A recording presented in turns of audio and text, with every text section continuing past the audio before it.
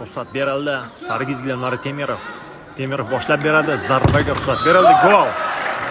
Ruxsat berildi. Bobur Rahmonberdiyev.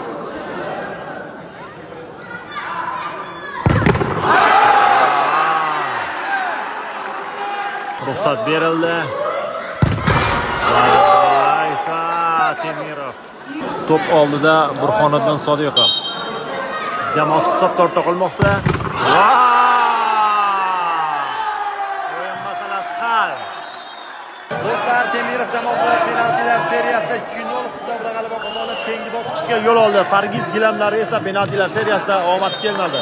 Temirov jamoasini tabriklab qolamiz, aka. Tabrik bo'lsin. Zo'r o'yin bo'ldi, aka. Bo'ldi, aka. Tabriklaymiz Temirov jamoasi vakillarini, aka. So'rayapsizmi? Haqli g'alaba. Penaltilar seriyasida dasto'yin o'yin ko'rsatishdi. Tabriklaymiz keyingi bosqichga.